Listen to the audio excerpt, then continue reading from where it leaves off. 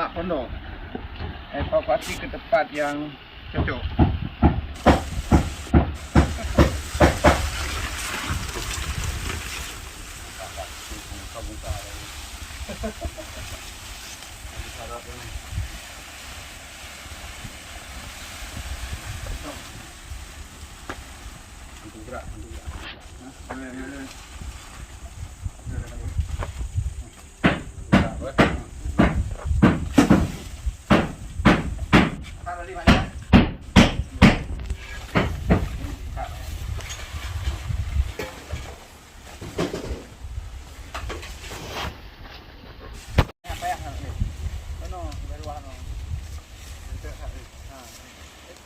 Yang kedua ni. Yang kedua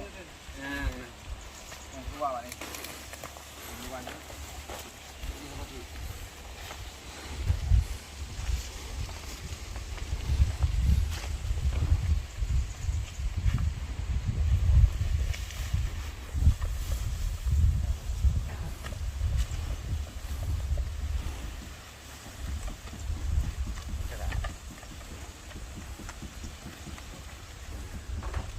Pula ah.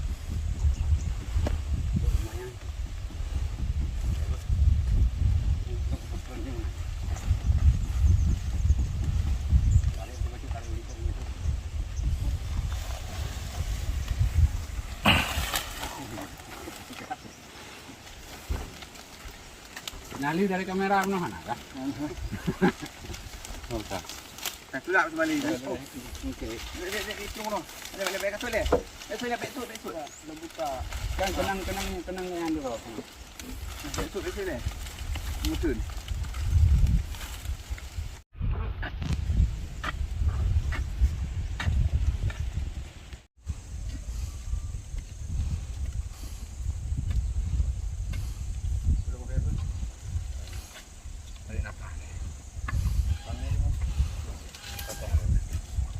Yang heboh mata menahan lah tokong kayak membuat kita tak perlu kan beda ini